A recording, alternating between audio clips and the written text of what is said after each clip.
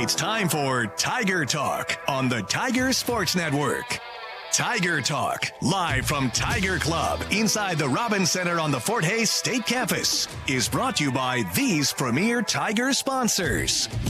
Golden Belt Bank of Hayes and Ellis, banking one story at a time.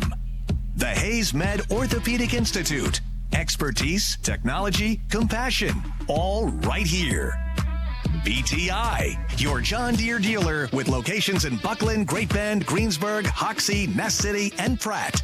BTI, our family in partnership with your family.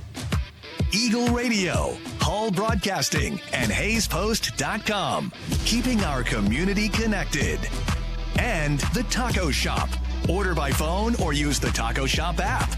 Dine in, pick up, or delivery. The Taco Shop. You've never had it so good. Now, Tiger Talk with the voice of the Tigers, Gerard Wellbrock. And a good afternoon and welcome into Tiger Talk. We are live at the Robins Center on the Fort Hays State University campus, part of Tiger Club, and it's good to have you with us here on another edition of Tiger Talk. And again, we invite you to join us. You can send us a question. If you're listening out there, just get on the FHSU Athletics website, click on fans, you get the drop down, and you will see the Ask the Coach little tab. Click on that and get a chance to win a Fort Hays State basketball t-shirt from Fort Hays State Athletics if we use your question. Again, we'll be talking some basketball today. Head women's coach Talia Cars will be with us, men's coach Mark Johnson a little bit later on in the program, and men's wrestling coach Eric Wintz will be with us again today. The women's team on the road, and we'll get to that here in just a little bit. Tiger basketball on the road again this weekend. They'll be back out in Topeka tomorrow and then Warrensburg on Saturday and then be back home the following weekend, and a nice stretch of home games in February to wrap up the regular season. Let's go ahead and just jump into the last week of activity, get you up to date with everything. We'll start with basketball. Tigers open up that 4-game road swing, the Oklahoma portion, and the women get a couple of wins, a couple of hard-fought wins. Beat Rogers State 60-50 last Thursday.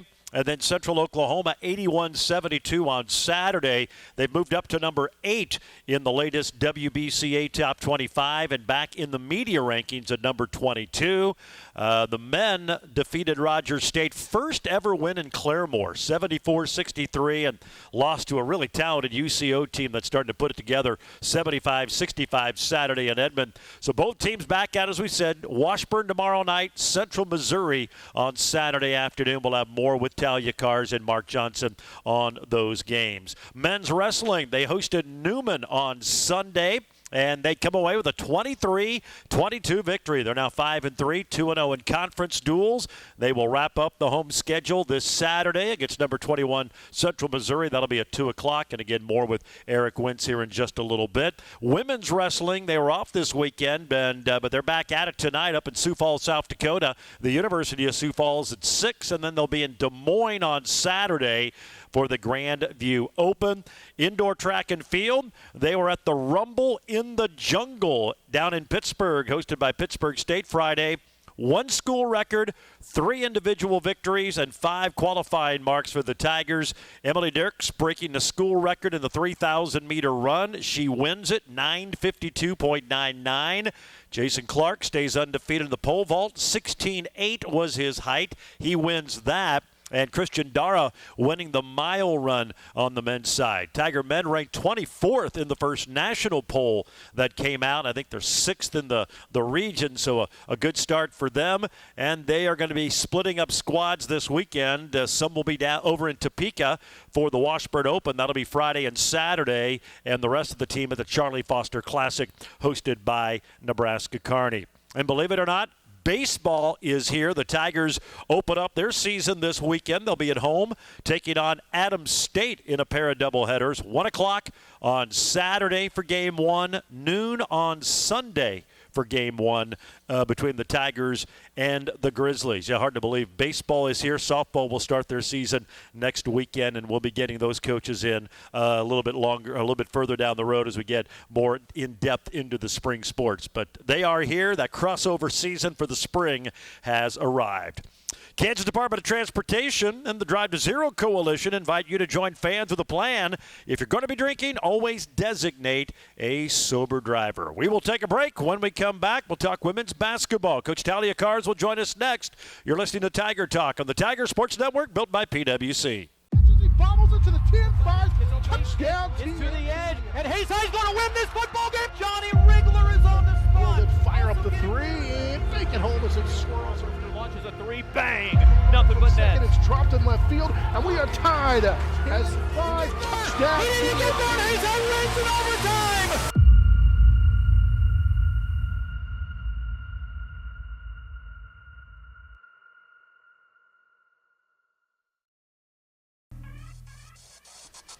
Underneath the Wiggins, knocked away by Hollenbeck and stolen by Dilsaver. 7 seconds ago. Kate winds her way up the floor, stops, over to DeGarmo, 15-footer, good with 1 second to go. And Fort Hays State closes the third quarter on a fury and has their biggest lead of the game of 12. Yeah, that was some of the action from last Thursday in Claremore. Tigers knock off Rogers State. Welcome back to Tiger Talk. It's brought to you today by the Taco Shop, where you can order by phone, use the Taco Shop app, dine in, carry out delivery, just east of the Fort Hays State campus, the Taco Shop. You've never had it so good. Tiger women, couple of wins in Oklahoma. Beat Rogers State last Thursday, Central Oklahoma Saturday. Heading to Topeka, where they'll face Washburn tomorrow night, and then Central Missouri on Saturday in Warrensburg, joined by Coach Talia Cars. Congratulations, good road swing. 2 really challenging games. I thought you probably got the best effort, or certainly one of the best efforts of the year from both Rogers and Central Oklahoma. They made you work for it, but bottom line, you got away out of there with 2 victories. Yep, we figured out how to get it done. I thought we started both games out a little bit slow, and then kind of got settled in and figured out what we needed to do on both ends of the floor. At Rogers, we knew that they were going to, really both of them, if they started in the game, they're going to stay in the game and they're going to battle and grind, and they did a good job of executing their offense and running a lot of different stuff than they'd ran all year. And so we adjusted pretty well on that defensively, and then figured out how to get shots that we didn't have as many easy shots just without Brooke on the floor. You see that we get a lot of easy shots with her on the floor, and that just didn't happen on Thursday. Yeah, talk about that, because she rolls her ankle on the day before on Wednesday in practice, so you didn't have her, and you could really see the effect of that offensively, getting into stuff, and then you had a few more turnovers than you'd care for, and that played into it as well. Yeah, we just had a hard time getting into her offense without her on the floor, and like we said, she creates a lot of layups. So when you got to work for it on offense every time, it makes it a little bit more of a grind, a little bit harder. And then it's looking at a couple different lineups, and I thought we handled it well and executed and got it done. And you played a lot of different people. We saw Katie bring the ball up. We saw Kate Dilsaver bring the ball up. I mean, you had several people involved in kind of handling, I guess, the point guard. It was kind of point guard by committee, but it's nice to be able to do that. You come away with a win, because you never know. Injuries, foul trouble, whatever, you may have to maybe tweak those lineups and have groups out there that you maybe wouldn't plan on or normally do. Yeah, no, I thought it was a good thing for us to have to experience and adjust to and face some adversity in that way, and get different lineups playing with different people, and a lot of different point guards. But luckily we have enough offenses that a different point guard in there doesn't necessarily hurt us in trying to get something different out of it. Of course, one of the big things, you started 3 for 13 from the floor, and then you shoot over 50% in the following 3 quarters. And we can talk a lot of things. Basketball can be a simple game. You put the ball through the basket, you do that at a high rate, and make it harder for your opponent, you have a good chance to win. You started to make some shots, and that made a big difference. Yeah, we missed a lot of layups to start that game. Got decent shots, we just weren't making them.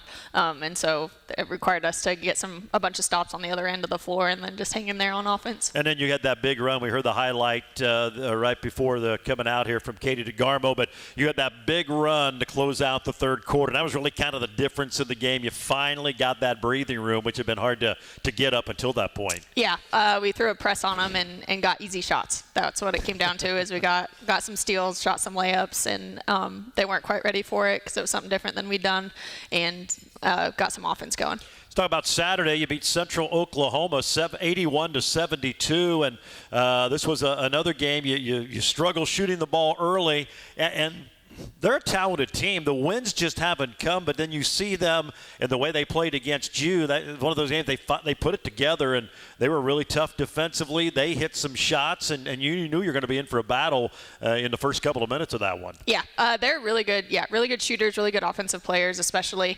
All of them have a knack for being able to create their own shot. They're really athletic, can kind of score at all three levels, and so they're really, really hard to defend, and they were hitting outside shots, so then that made it extra hard to defend.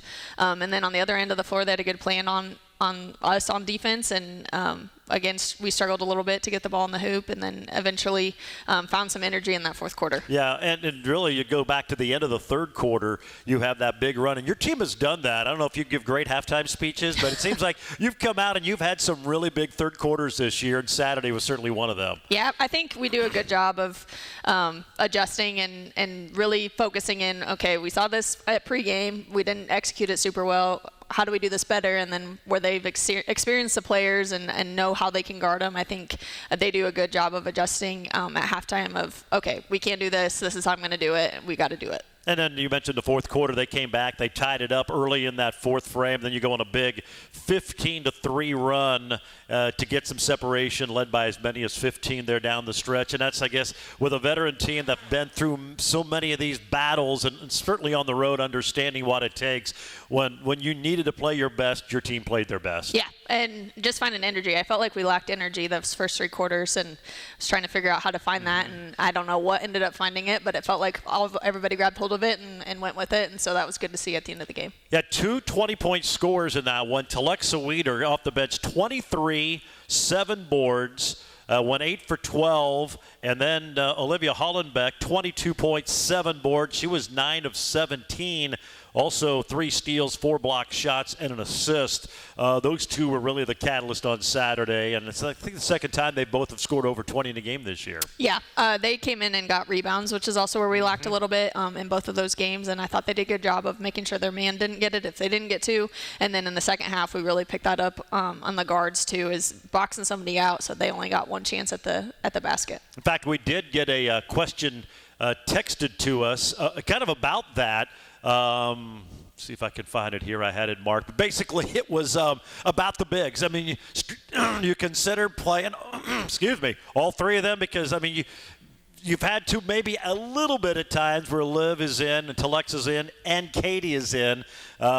Is that something you consider doing? I know it changes a lot of stuff up if you do it that way, but is that something maybe more, or how do you see that? At Rogers, we definitely looked at it just because we didn't have Brooke. So I knew Katie was going to be able to play point because Katie played some point in high school. So I knew that was an option. And so we've been looking at it a little bit more of what can we run, what's going to be really good effectively, and then really what I worry about is defensively. Yeah. What are we going to do on defense?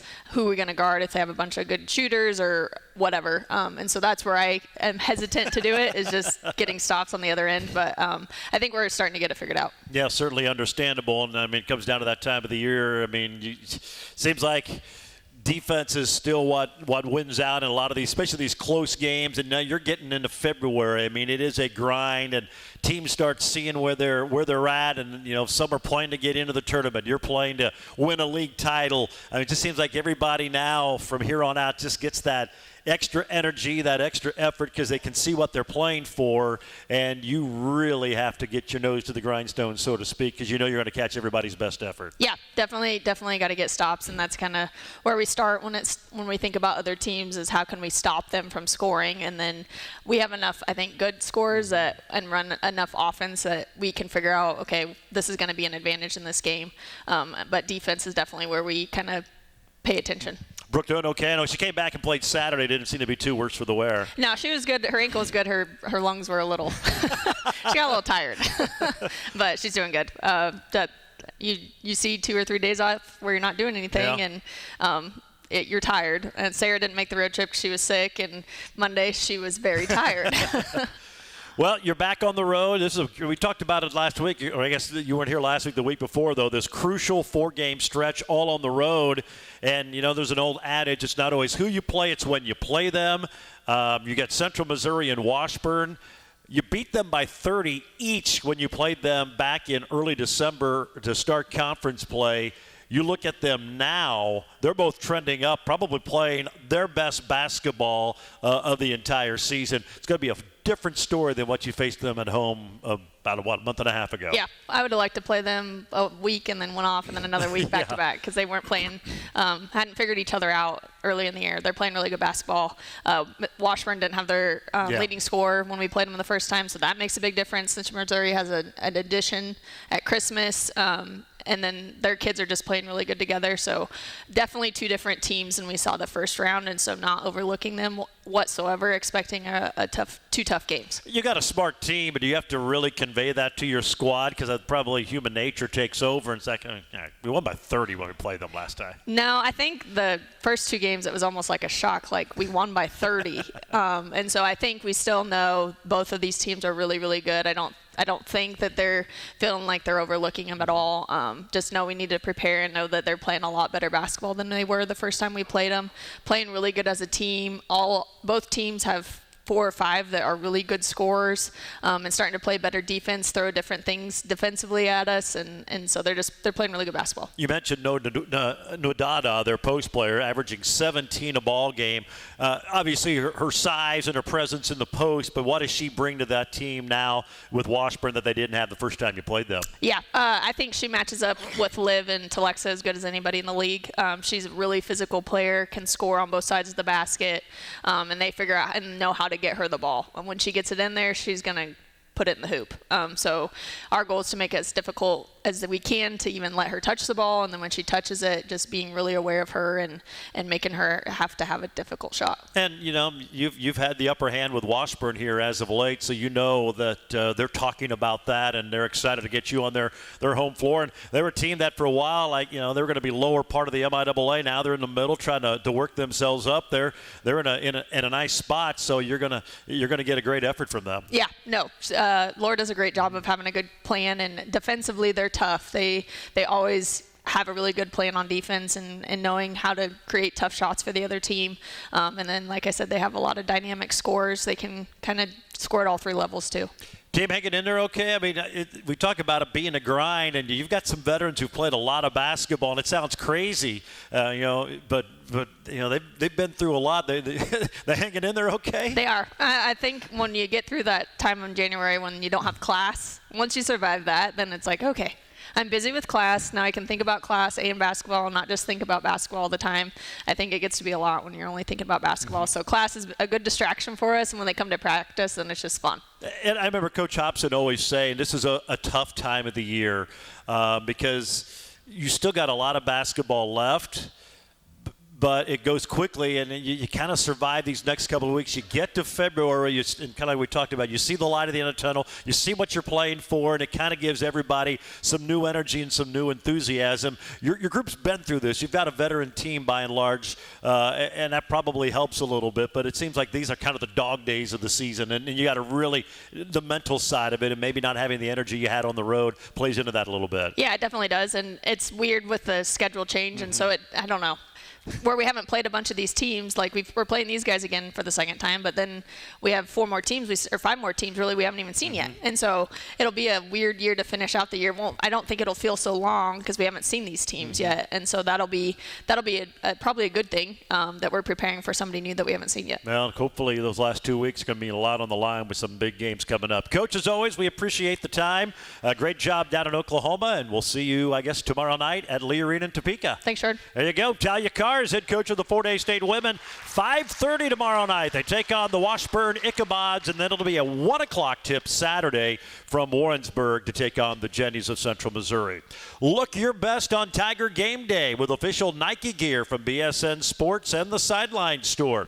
Go to FHSUathletics.com, click on Shop. That's where you'll find hundreds of products and designs and they're all customizable. FHSUathletics.com. Click on Shop and open up the Tiger Team store. We'll take a break, talk some wrestling. Men's coach Eric Wentz joins us when we return. You're listening to Tiger Talk on the Tiger Sports Network, built by PwC. Being a foster grandparent has definitely given me a purpose in life.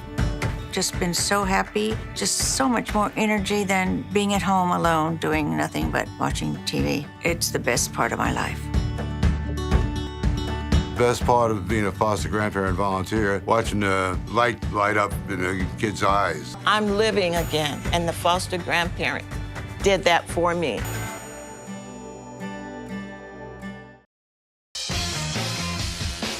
Tigers want to run. Here's a pass to Weeder. Layup block, but Hollenbeck there to follow it in, and she's fouled. And we'll have a chance to tie it at the free throw line. 17 for Liv. Johnny on the spot after Weeder had her shot blocked. And the Tigers have come storming back from 9 down and a chance to tie it with 3:05 to go in the quarter.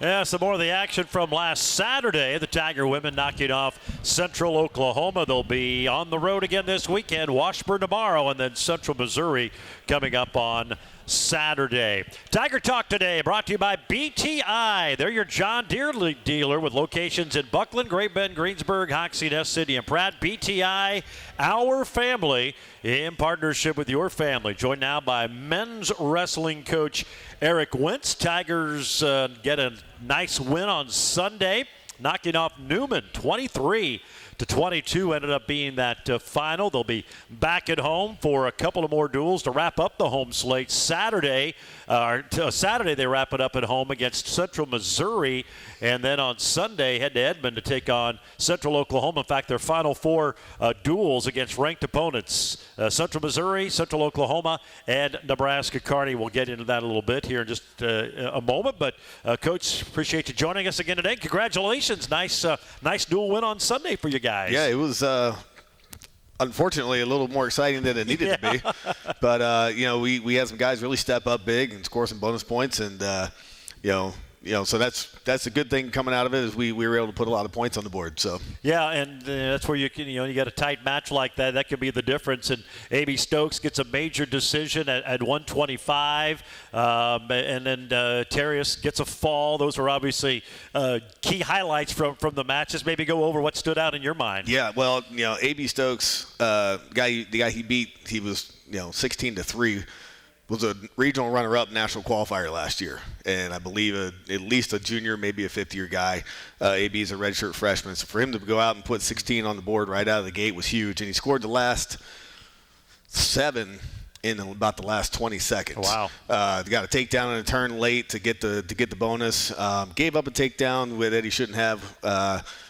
In the second period, I believe it was, but he really came back, with a vengeance to get those bonus points. And Marcel pulling out the 1-point win, gets a pretty tough opponent. And, but the big ones were honestly Connor Padgett and Matthew Rodriguez. Connor Padgett getting the first, I think it was second period because it's 3 minutes and 12 seconds. But 18-2 tech fall at 174. Matt Rodriguez 15-0. Just total domination from the get-go. Scored an early takedown with some turns and then just really put it on his guy. But Terrius coming out. That guy, they wrestled earlier in the year at the Midwest Classic, and the guy kept it close till late in the match. Just do what people do. Run away, and then try to steal a takedown late. But Terrius ended up getting bonus points at the Midwest Classic. He ended up pinning him in the third period, but I think it was the only time he scored. And he went out like a man on fire the other day. He knew we needed bonus points, and he went up big early in the first, and he looked at me at the end of the second period, and I said, Terrius, we need 6. And I said, you need to find a way. And he scored a takedown and immediately slapped a hammerlock on the guy, cranked him over, put him away. That was huge. He doesn't get that fall, we may not win that dual meet. Well, it was good to see, and he's a veteran. He's been through this, and you've kind of used him sparingly just to keep him fresh for the postseason, and hopefully can make a run there. But obviously, a guy who's been through these before and understands what it all takes, and the whole team concept and all of that stuff. Yeah, and it was great to see him get fired up. He was in a funk, middle of the year. Had a tough Midwest Classic. Luckily, we have Ryan Patterson, who's with us today, filling in for him and just doing an awesome job. He's Ryan's got 17 wins on the year, I think it is, and so it's great that we have confidence in a guy that can come in and push Terrius every day, and so it's gonna be interesting to see how things shake out here at the end of the season. With these last 3 dual meets. Man, you talk about a meat grinder. We're getting ready to run into it. Yeah, you mentioned Patterson being here, your player guest, your wrestling guest, I guess. You brought it. Unfortunately, he's in a tough weight division at Fort Hays State right now. Yeah, but it's great to have that competition in the room, and Ryan's a guy who just every day comes in, great attitude, works super hard. He's a captain, even though he doesn't, this is where it comes in. Is captains aren't necessarily the guys that are in the lineup every week. They're the guys that are doing everything right. They're the guys that are doing things right in the classroom.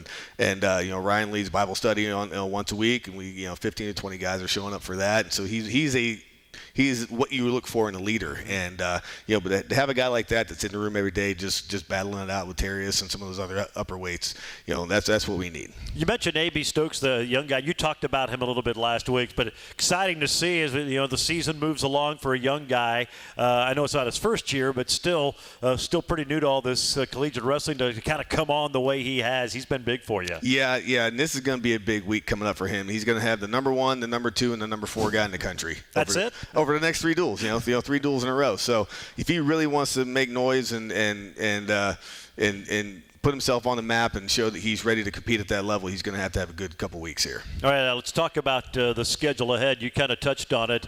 Last 3 regular season duels, the last one at home will be Saturday, 2 o'clock against Central Missouri, number 21 in the country. Then Sunday in Edmond, number 5 in the country. And then the following Friday, the 14th on Valentine's Day, at number 4, Nebraska Kearney. I know you take them one at a time, but obviously this is a big stretch, and you've known this stretch is coming for quite a while. How do you feel about your team going into this little gauntlet?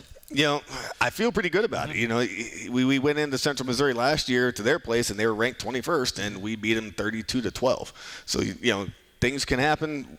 Upsets can be had. This is the time of the year when upsets happen. Guys are, they've been working hard, cutting weight, maybe on a downward trend where, you look at our, how we performed the other night. We got guys that are trending upwards right now. So that's kind of how we went in there last year, and we pulled away with a bunch of pins.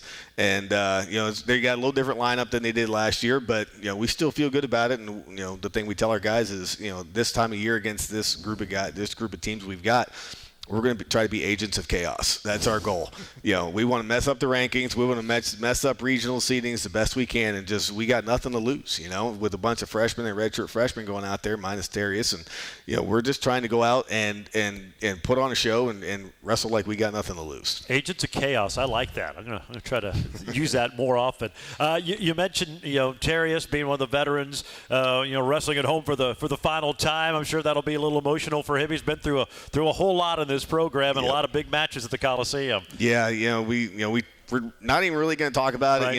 He's wrestled the guy he's going to wrestle a couple times. He's bonus pointed him every time. The guy's dangerous. He's a Division I transfer, but as long as Terrius just lets it fly and have fun and go out with a bang, we feel like he should go out and dominate. So, and then we'll see what happens the next couple duels, because we looked at their lineups. There are 30 matchups that are going to happen. There's going to be 25 ranked guys we're going to wrestle. Wow. So, man, this will be, you have these 3, and then it's NCAA regional time. Yep. This will be a great, tune-up, so to speak, for that, because you get to the postseason. You might even have easier shot some of those early bouts than you do what you'll have in the next 3 weeks. Yeah, we talk about it all the time. Our conference might be tougher than our region.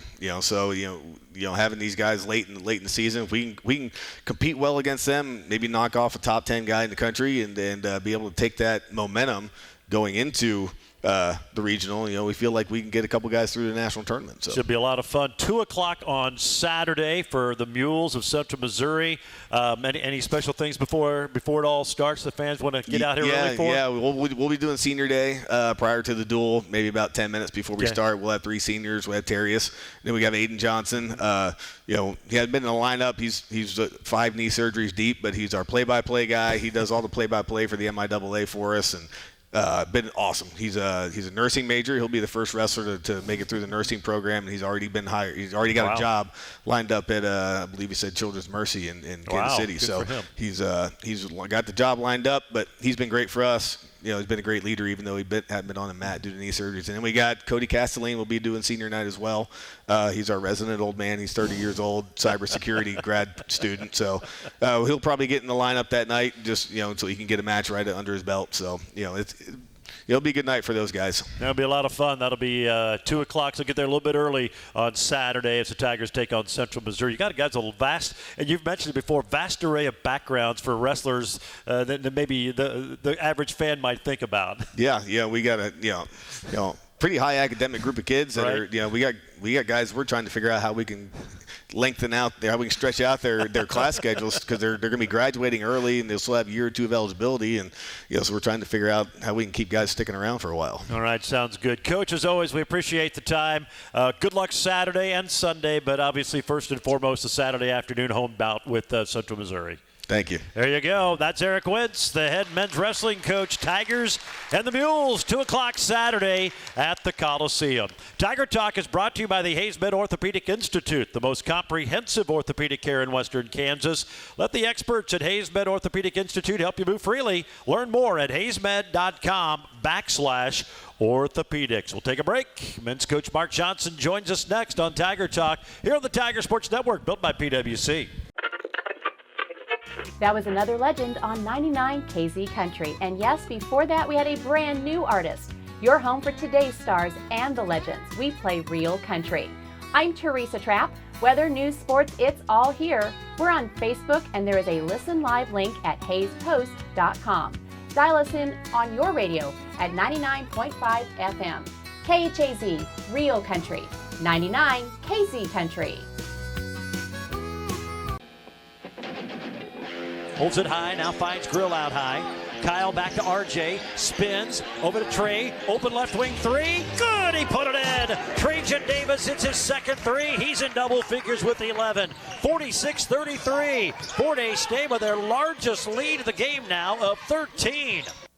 Some of the action from last Thursday in Claremore, Oklahoma. The Tigers knock off Rogers State 74-63. Tiger Athletics proud to partner with the Kansas Drive to Zero Coalition. Encourage you to join Tiger fans with a plan. Always have a designated driver or other sober ride to and from your destination. Tigers get a split in Oklahoma, beat Rogers State last Thursday, lose to the Broncos of Central Oklahoma on Saturday. And first, congratulations, you finally got that bugaboo off the back, beat the Rogers State Hillcats in Claremore. It never happened until Thursday night. Yeah, that's been a tough place to play. They've always, like I said, year after year, you look at their home record, it's undefeated, 10-1, whatever it is, 14-2.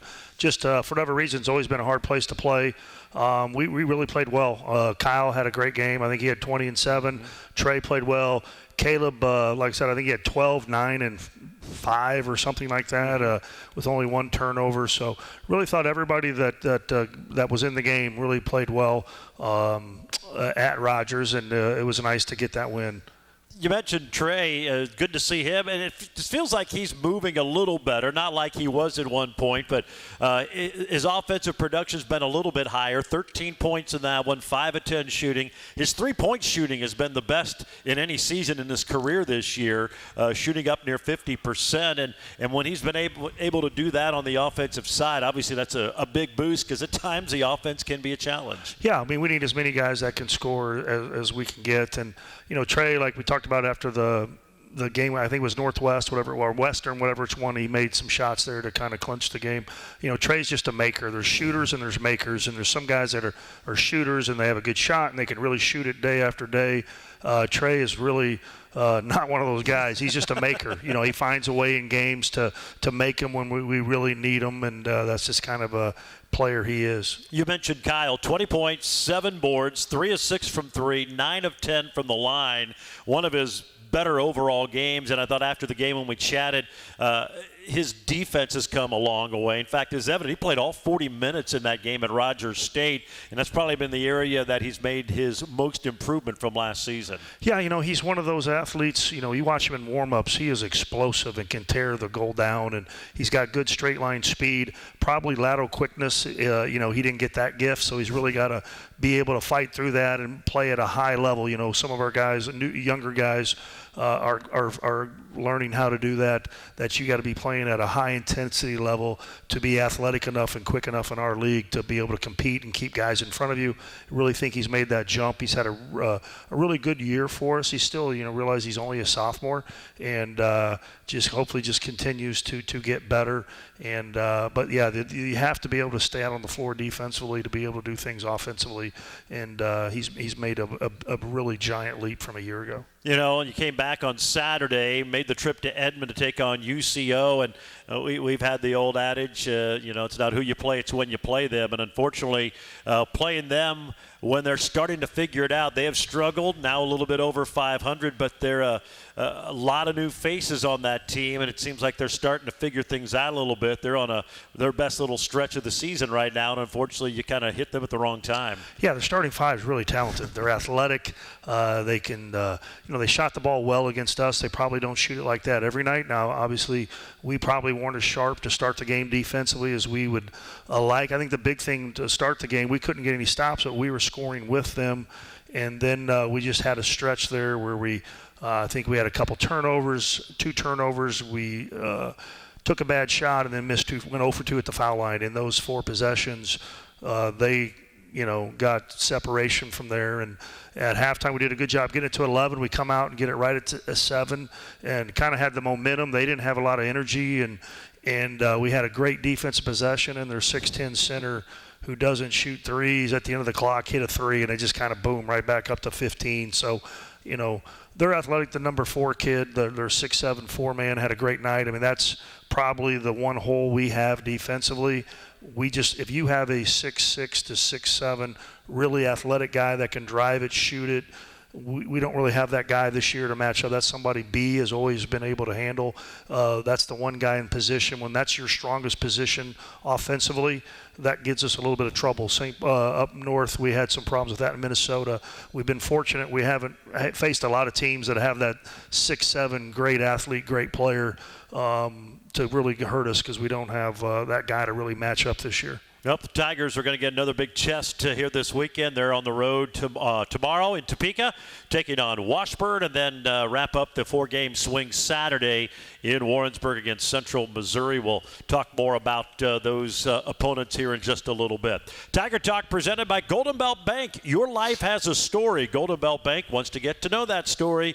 Golden Belt Bank, Hayes and Ellis. Visit them at goldenbeltbank.com. We'll take our final break. We'll preview Washburn and Central Missouri when we return to Tiger Talk here on the Tiger Sports Network, built by PwC. When it comes to screen printing and embroidery, your first choice should be Redeem Designs in Hayes. Turn it up with Redeem Designs, where it's not just about the products, it's about the partnership. At Redeem Designs, you're part of the process. They work closely with you to ensure your vision comes to life. So turn up your 2024-25 season with Redeem Designs. Out download to Trajan Davis, trying to back in on Izzy Hart. Spins in the lane, goes to the basket, and he banked it in. Trajan Davis, the OKC kid, playing back at home for the final time, gets the first bucket. It's a 10-1 Tiger run going back to the first half, and they're within 9 now at 41-32. That was early second half at Edmond. Unfortunately for Trey, got in some foul trouble, and that last trip near home was maybe not what he was hoping for. All right, Tigers back at it tomorrow night. Lee Arena, Topeka, the number 1 ranked Washburn Ichabods, and then they'll be at Central Missouri on Saturday. You beat them in double overtime. First time you played them, Washburn kind of got you pretty handily here. It's been so long ago, but obviously what stands out, and we knew it after you saw them the first time, Washburn's really, really good. It's going to take a great effort to try to knock them off. Yeah, they're the best team in the country. We've played the best in the RMAC and the best in the Northern Sun, and they're quite a bit better than those teams. At our place, we did have it to 8 with 8 minutes to go, and Caleb got hurt with 3 minutes to go in the first half and never really played. So they're feast or famine as far as defense. They're going to trap most of your stuff. You're either going to get a wide open shot or you're going to turn it over. We take care of the ball. We're tough with the ball. We make good decisions. They're going to give us opportunities, and that's what we got to be able to do. We do that, we'll be in there. If we turn it over like we did too much here, it'll get away from us. Their average margin of victory in conference right now is 25 points. Newman scored 73 points against them and lost by 50. That's kind of hard to do. So fast up-tempo game, and then obviously Central Missouri is getting better and better. We had a hard game here.